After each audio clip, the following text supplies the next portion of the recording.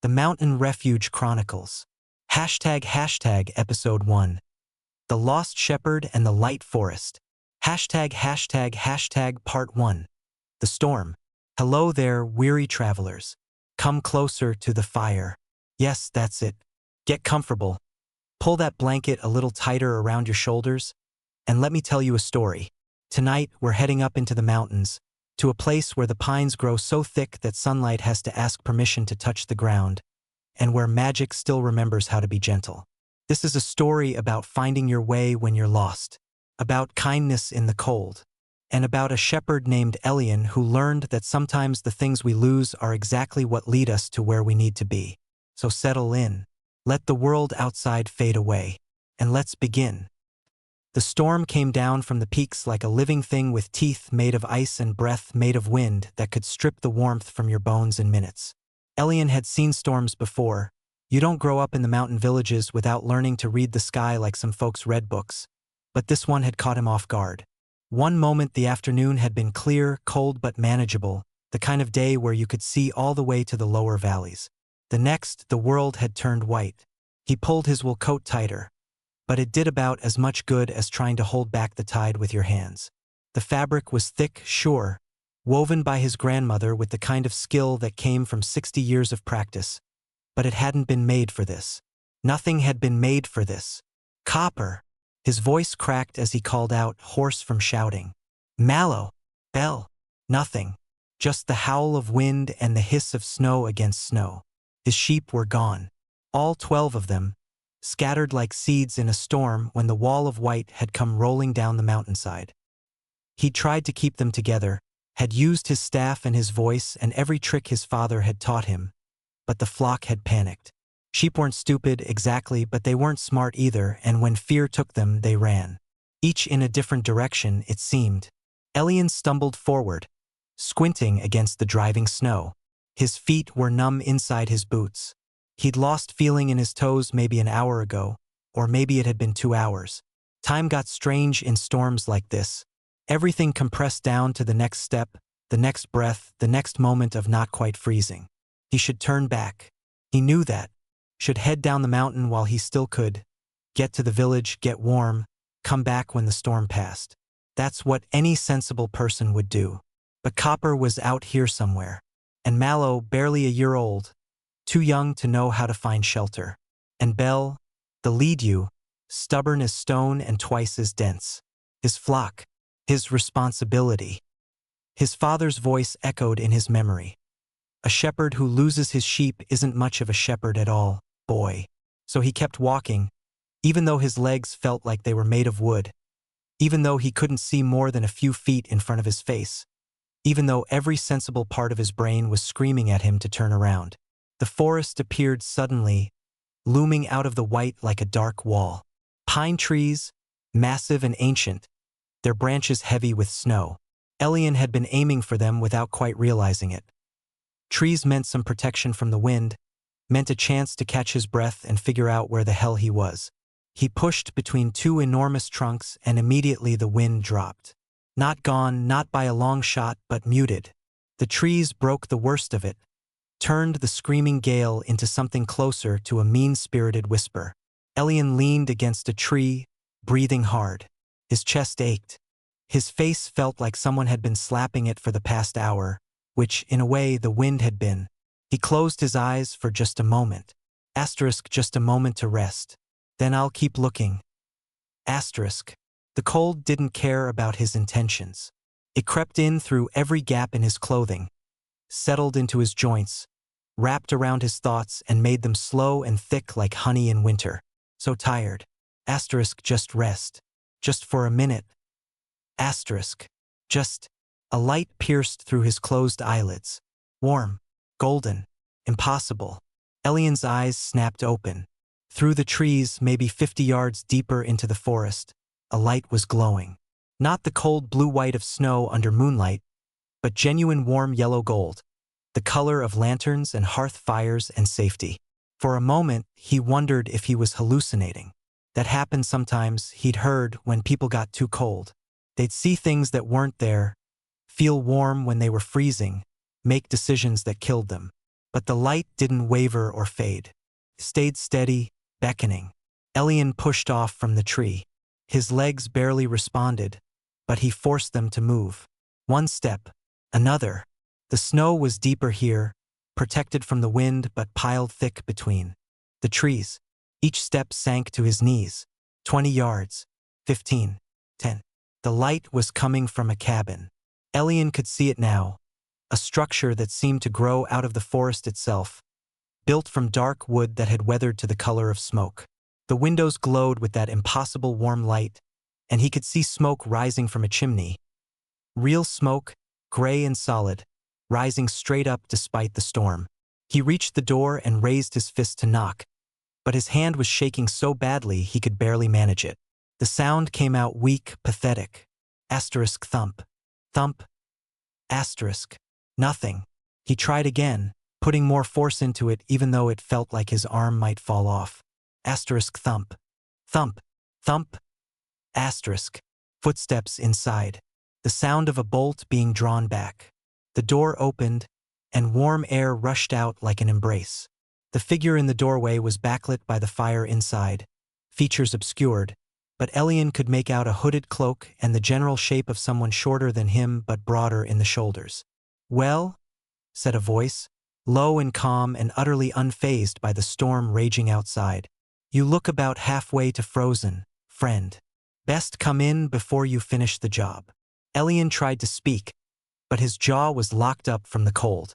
All that came out was a sound somewhere between a grunt and a whimper. The figure, he still couldn't see their face clearly, reached out and grasped his arm. "Right? Talking later. Inside now." Elian was pulled across the threshold, and the door shut behind him with a solid thunk that cut off the wind like someone had thrown a switch.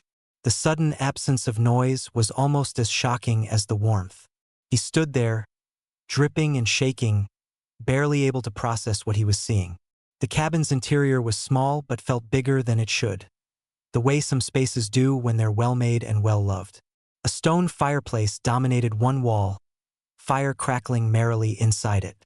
The walls were lined with shelves holding jars and bundles of dried herbs, strange implements he couldn't identify, books with worn spines. A small kitchen area occupied one corner, a sleeping loft visible above. Everything was wood and stone and wool, earthy and solid. "Sit," the figure commanded, gesturing to a chair near the fire. Not a suggestion. Command. Elian's legs gave out, and he more fell into the chair than sat in it. The figure moved with practiced efficiency, throwing another log on the fire, grabbing a heavy wool blanket from somewhere and draping it over Elian's shoulders, then filling a kettle and setting it on a hook over the flames. Finally, they pushed back their hood. Elian found himself looking at a face that could have been anywhere from 40 to 80 years old, weathered and lined but with eyes that were sharp and bright as a bird's. Gray hair, long and braided, hung over one shoulder. The face could have belonged to a man or a woman. Elian genuinely couldn't tell, and something about the person suggested they wouldn't care to clarify. "I'm Rowan," they said simply, "and you are currently in the process of thawing, which means you're going to hurt like hell in a few minutes. Sorry about that. Can't be helped." Elian tried to speak again. This time it worked, though his voice came out as a croak. My sheep." Rowan held up a hand. "First, you get warm and get some hot tea in you. Then we can talk about sheep. You're no good to anyone frozen solid, are you?" It wasn't really a question. Elian slumped in the chair, too exhausted to argue. The warmth from the fire was starting to penetrate his layers, and Rowan was right. It hurt. Pins and needle sensations spreading through his fingers and toes, turning into a deep, aching throb. He hissed in pain. "There it is," Rowan said, not unkindly. "Means your body's remembering how to work. That's good. Means you got here in time." They pulled over a stool and sat down, studying Elian with those sharp eyes. "What's your name, Shepherd?" "Elian. Elian Frost." The words came easier now, though his teeth were still chattering. "Well, Elian Frost, you picked quite a night for a walk in my woods. Wasn't planning on it." Elian managed something like a smile, though his face felt like it might crack. "Storm came out of nowhere. Scattered my flock. I was trying to find them when you nearly became another frozen statue in the forest. Yes, I gathered that. Rowan stood as the kettle began to whistle, pulling it from the fire with a cloth wrapped around their hand. They poured steaming water into a mug, added something from a jar, dried leaves, Elian thought, and let it steep. How many sheep? 12. All I have. There. He stopped, feeling his throat tighten. They're all I have. Rowan handed him the mug. Drink. Slowly. It's hot. Elian wrapped both hands around the mug, barely able to feel the heat through his numb fingers, and brought it to his lips. The tea was bitter and earthy and slightly sweet all at once, and it felt like life itself pouring down his throat. Good, Rowan said, watching him drink. That'll help with the cold. Got some herbs in there that'll get your blood moving again. They settled back on their stool. 12 sheep, you said, and you came after them in a storm that would make a mountain goat think twice. I'm their shepherd, Elian said, as if that explained everything. Maybe it did. Rowan was quiet for a moment, just watching the fire. Then, storm like this, your sheep will find shelter. They're not as stupid as people think. They'll hunker down in the trees, wait it out. Question is whether you'll be alive to collect them when it's over. I can't just leave them out there. Didn't say you should. Said you need to be alive and functional to do anything about it. Rowan stood and moved to one of the shelves, pulling down a jar filled with what looked like dried meat. You're going to eat something. Then you're going to rest for an hour while the storm hopefully wears itself out a bit. Then, if you're determined to be foolish, we'll go looking for your flock. Elian blinked. You think I'm going to let you stumble back out into that storm alone? You'd be dead in 20 minutes. Rowan handed him a piece of the dried meat, venison by the smell. Besides, I know these woods better than anyone alive. If your sheep are out there, I can help you find them. Why? The word came out before Elian could stop it. Rowan raised an eyebrow. Why what? Why would you help me? You don't know me. For the first time, something like a smile crossed Rowan's weathered face. Because someone helped me once a long time ago when I needed it, and because leaving you to freeze would be poor hospitality. They moved toward the kitchen area. Now eat. I'm going to make us something more substantial. You've got some recovering to do. Elian ate the dried meat slowly, feeling strength beginning to seep back into his limbs. The cabin was so warm, so peaceful, that part of him wanted nothing more than to curl up and sleep for about 3 days. But outside, the storm still raged, and somewhere in that white chaos, Copper and Mallow and Bell and the others were alone and afraid. He looked at Rowan, who was stirring something in a pot that smelled incredible, soup, rich and meaty. Thank you, Elian said quietly. Rowan didn't turn around. Thank me when we find your sheep. Until then, it's just basic human decency. But Elian thought there might be more to it than that. #### Part 2. The Light Forest. The storm had eased by the time they set out, though eased was a relative term. The killing wind had dropped to merely miserable, and the snow had lightened from a complete whiteout to merely heavy. In the mountains, you took what you could get. Rowan had outfitted Elian with extra layers, a second coat that was too big but wonderfully warm, lined with something that felt like down, and wool-lined gloves that actually fit. They'd also given him a pair of snowshoes, wooden frames strung with sinew that distributed his weight across the snow's surface instead of letting him sink with every step.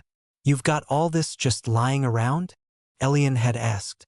I've been living on this mountain for longer than you've been alive, boy, Rowan had replied. People pass through. Sometimes they leave things. Sometimes they don't make it, and their things stay. A pause. Waste not, want not. It should have been morbid, but somehow it wasn't. Just practical. Now they moved through the forest, Rowan leading the way with a hooded lantern that swung from one hand. The light inside wasn't firelight. Elian was sure of that. But something else. Something that glowed with a steady, unwavering luminance that didn't flicker or dim despite the wind. What is that? Elian asked, raising his voice to be heard over the storm. What's what? The lantern. That's not a normal flame. Rowan glanced back at him, and even in the dim light, Elian could see the slight smile. You're observant. No, it's not a normal flame. It's light. Just light captured and contained. Doesn't need fuel, doesn't blow out in wind. Useful in weather like this. That's magic. If you want to call it that, I call it practical.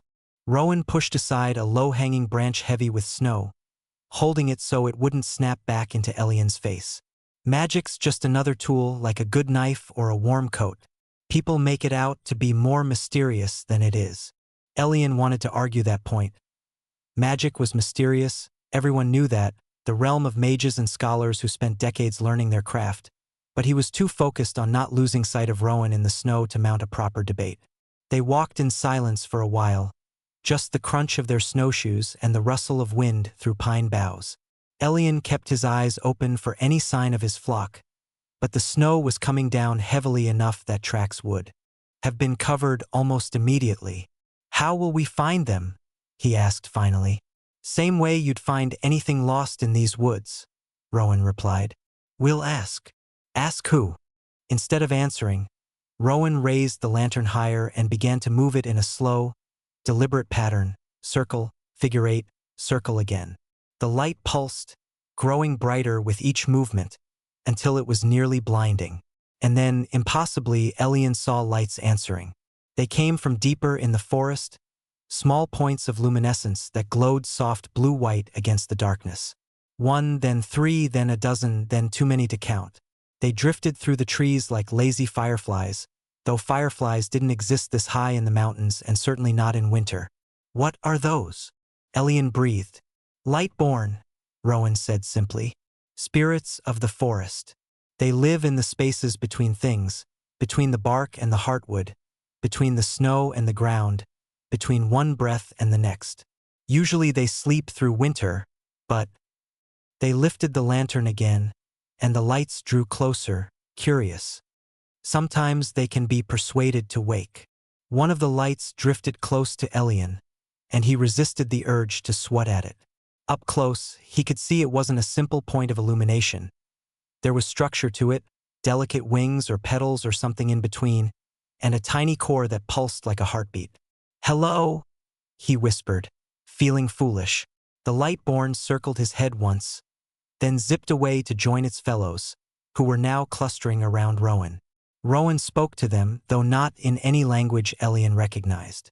The words were soft, lilting, more song than speech. The Lightborn pulsed and swirled in response, their movements creating patterns in the air. They've seen your sheep, Rowan said after a moment. 3 of them are sheltering about half a mile northeast, in a hollow beneath a fallen tree.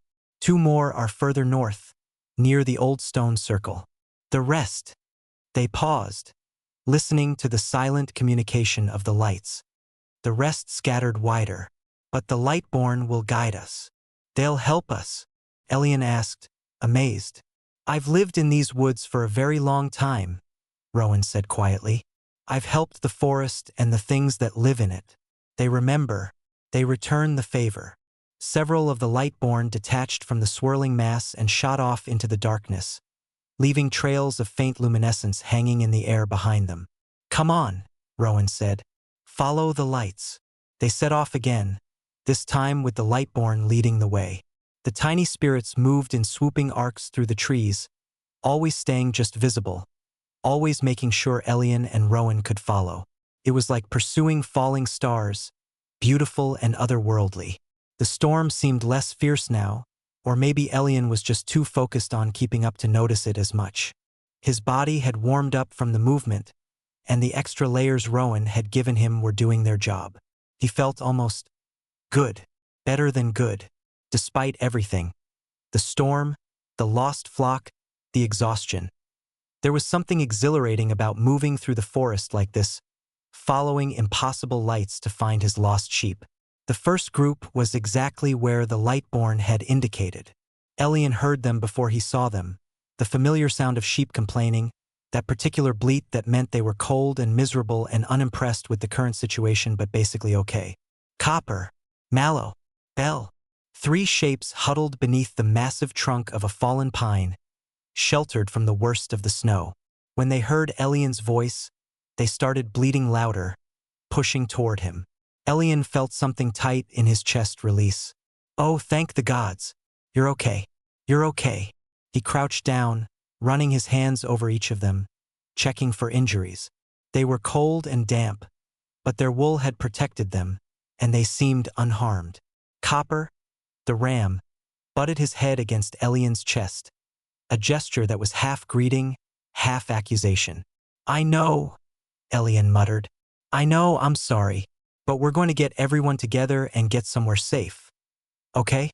Rowan watched this reunion with something that might have been amusement. Can they walk? Yeah, they're fine. Just cold and scared. Elian straightened up. But how do we keep them with us? If they panic again. Rowan pulled something from their pocket, a small, carved wooden whistle. They put it to their lips and blew, but no sound came out. At least no sound Elian could hear. The sheep's ears all perked up at once. They stopped their restless movement and turned to face Rowan, suddenly calm. That'll keep them docile and following, Rowan explained. It's keyed to herd animals. They'll stay close now. That's... Elian shook his head. That's incredibly useful. Why doesn't every shepherd have one? Because most shepherds aren't lucky enough to be rescued. By someone who lives in a magical forest, Rowan replied dryly. Come on. We've got 9 more to find. They moved through the forest, collecting sheep like gathering scattered stars. 2 near the stone circle, as the Lightborn had promised. A place where ancient rocks jutted from the snow in a rough ring, humming with some old power that made the hair on Elian's arms stand up. 3 more sheltering in a dense thicket of young pines, their wool full of needles. 1 stubborn ewe halfway up an embankment, looking annoyed at the whole situation. With each rescue, Elian felt the knot of worry in his chest loosen a little more. The flock stayed calm under the influence of Rowan's whistle, following along without the usual chaos of herding. The Lightborn continued to guide them, sometimes splitting off to search side passages, always returning with information. By the time they found the last sheep, a young ram who'd somehow managed to wedge himself between 2 boulders and couldn't figure out how to get back out, Elian was almost giddy with relief. That's 12, he said, doing a final head count to be sure. That's all of them. We did it. Rowan nodded, looking satisfied. We did. Now we need to get them somewhere they can properly warm up and rest. Your village is too far in this weather. Where then? Rowan smiled. I've got a barn. It's small, but it'll hold 12 sheep and keep them safe until the storm passes. This way. They walked back through the forest, retracing their steps, the flock following placidly behind them. The Lightborn escorted them part of the way, then gradually dispersed, winking out one by one like candles being snuffed, until only Rowan's lantern remained to light the way. The barn turned out to be attached to the back of the cabin, a structure Elian hadn't noticed in his half-frozen state earlier. It was small but well-made, with thick walls and a solid roof. The interior smelled of hay and old wood, dry and safe. They guided the flock inside, and Elian helped Rowan spread fresh hay in the stalls. The sheep settled immediately, exhausted from their ordeal, huddling together for warmth the way they always did. Elian stood for a moment, just watching them. His sheep, his responsibility, all accounted for, all safe. Thank you, he said to Rowan. I can't. You already thanked me, Rowan interrupted gently. And I told you wait until the job's done. Which it is now. They latched the barn door securely. Come inside. You need rest too and food. The storm should pass by morning, and then you can head back to your village. They walked back to the cabin, and this time Elian noticed details he'd missed before. The way the building seemed to fit into its surroundings like it had grown there rather than been built. The intricate carvings around the doorframe, protective symbols maybe or just decoration. The way the windows glowed not just with light but with warmth, with welcome. Inside, Rowan ladled out bowls of the soup that had been simmering all evening, thick with vegetables and meat, seasoned with herbs that made Elian's mouth water. They ate in comfortable silence, sitting by the fire, the only sounds the crackle of burning wood and the dying wind outside. Can I ask you something? Elian said finally. You can ask. I might not answer. The Lightborn, the whistle, the magic lamp. Are you a mage? Rowan considered the question, swirling soup in their bowl. I'm someone who's lived in these mountains for a very long time. Someone who's learned to listen to the forest and work with it rather than against it. Whether that makes me a mage? They shrugged. I've never studied in a tower or worn fancy robes. But I know things. I can do things. Call it what you like.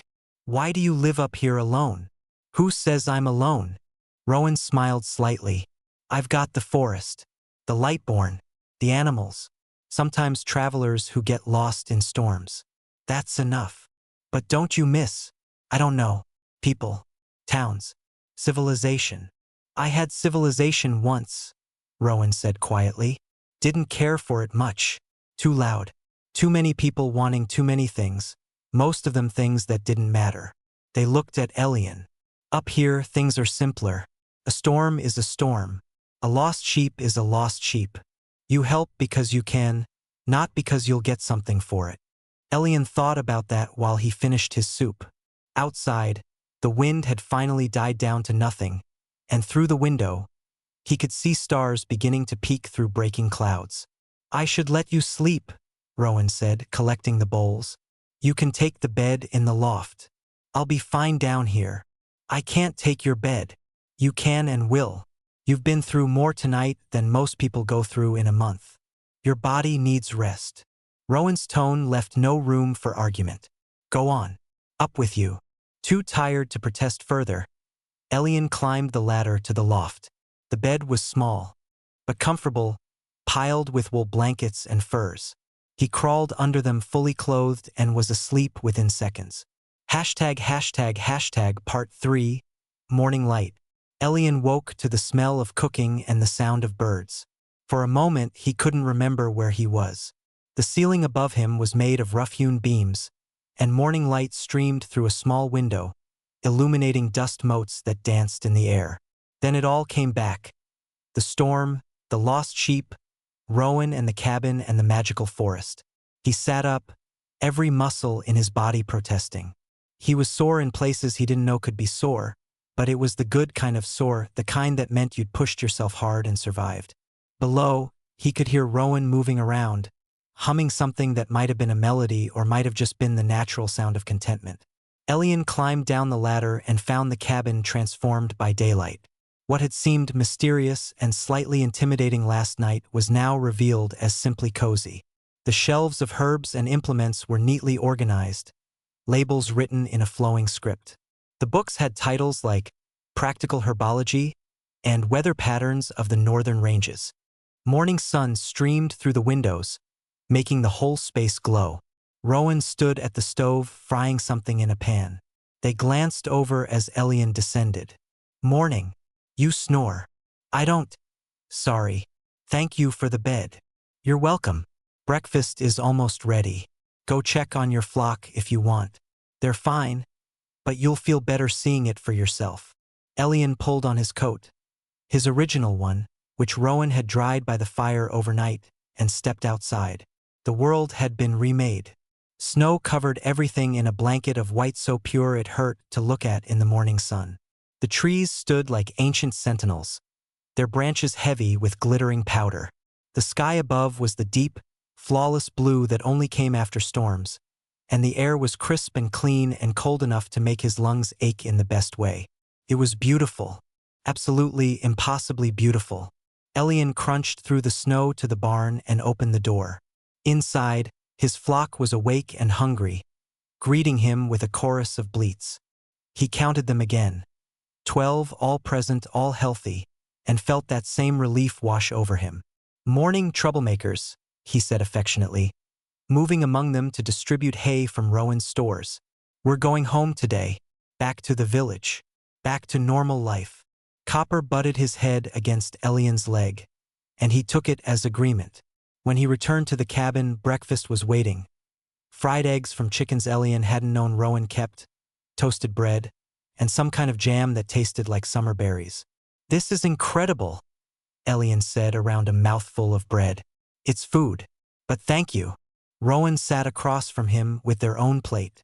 The path down to the valley will be clear enough to travel by mid-morning. I'll walk with you to the forest edge. Make sure you're headed in the right direction. You don't have to do that.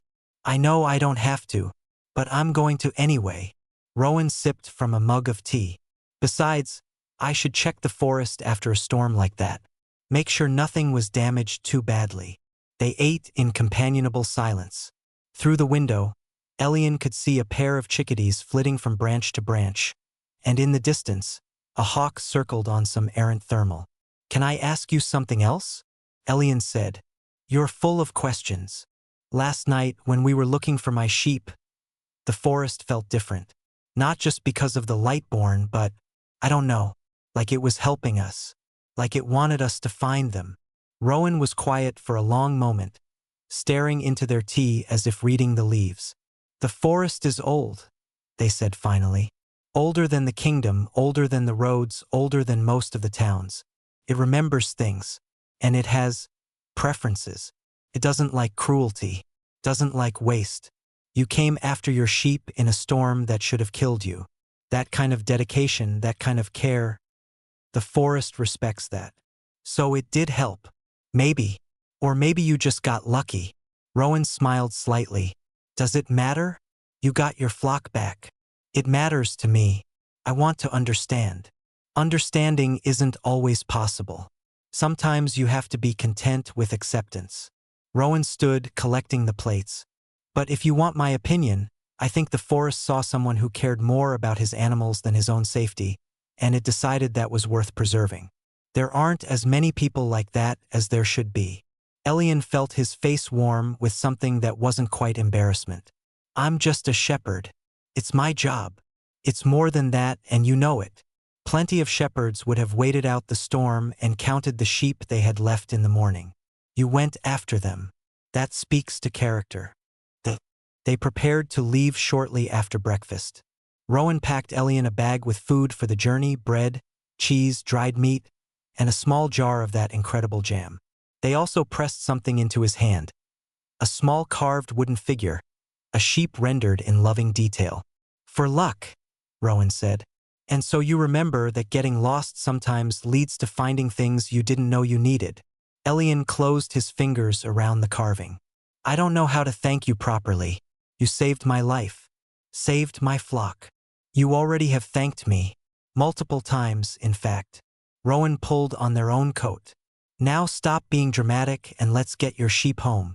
The walk through the forest in daylight was nothing like the desperate trudge through the storm. Elian could actually see where he was going, could appreciate the massive trees and the way sunlight filtered through the branches in golden columns. Birds sang overhead, and once, a deer ghosted across their path, pausing to regard them with liquid eyes before bounding away. The flock followed placidly, still under the influence of Rowan's whistle. Elian walked beside Rowan, occasionally glancing at the person who'd saved him, trying to commit their face to memory. The sharp eyes, the weathered skin, the way they moved through the forest like they were part of it. "Will I see you again?" he asked as they neared the forest edge. "Do you want to?" "Yes. Yes." Rowan nodded slowly. "The forest is always here. If you need it, truly need it, it'll guide you back. But don't come looking unless you mean it. The path only opens for those who understand what they're seeking." "That's cryptic. I'm old. I'm allowed to be cryptic." Rowan stopped at the tree line, where forest gave way to open mountainside. Below, Elian could see the valley and, in the distance, the clustered buildings of his village. "There. Follow the slope down, and you'll be home by afternoon." Elian wanted to say something profound, something worthy of the experience he'd just had. But all that came out was, "Thank you. For everything." "You're welcome, Elian Frost. Take care of those sheep. And remember, the forest remembers those who show kindness. It'll remember you." Rowan turned to head back into the trees, then paused. "Oh, and Elian, when you tell this story, and you will tell it because it's a good one, you don't have to mention the magic parts if you don't want to. People rarely believe those anyway. Just say you found shelter and got lucky. Sometimes that's enough. But it's not true. Truth is flexible. What matters is what you learned." Rowan smiled. Safe travels, shepherd. And with that, they disappeared into the forest, leaving Elian standing at the edge with his flock and a carved wooden sheep and a head full of impossible memories. He stood there for a moment, just looking at the trees. Then he blew out a breath, watched it fog in the cold air, and started down the mountain toward home. The village welcomed him back with a mixture of relief and scolding. His father gripped his shoulder hard enough to bruise, his mother cried, and the other shepherds wanted to know how he'd managed to keep all 12 sheep alive in a storm that had everyone expecting the worst. Elian told them he'd found shelter, got lucky, waited it out. He didn't mention Rowan or the Lightborn or the forest that had helped him. Some things he thought were too special to share, too strange to be believed. That night, lying in his own bed in his own small house at the edge of the village, Elian pulled out the wooden sheep carving and turned it over in his hands. In the lamplight, he could see tiny details he'd missed before, the individual curls of wool, the alert stance, the sense of life captured in wood. Outside, the wind picked up, rustling through the trees that grew at the forest's edge. And Elian could have sworn, though he wouldn't have testified to it, that in that rustling he heard something like laughter, kind knowing laughter that said, "Asterisk, we're watching. We remember. Come back when you're ready." Asterisk. He smiled, closed his fingers around the carving, and let himself drift off to sleep. And that, my friends, is where we'll rest tonight. The story of Elian and the lost flock, of Rowan and the mountain refuge, of the forest that remembers kindness. There are more tales from these mountains, more nights by Rowan's fire, more magic in the woods. But for now, let this be enough. Sleep well, dream of light in the darkness, and remember that getting lost sometimes means finding exactly what you need. Until next time, good night.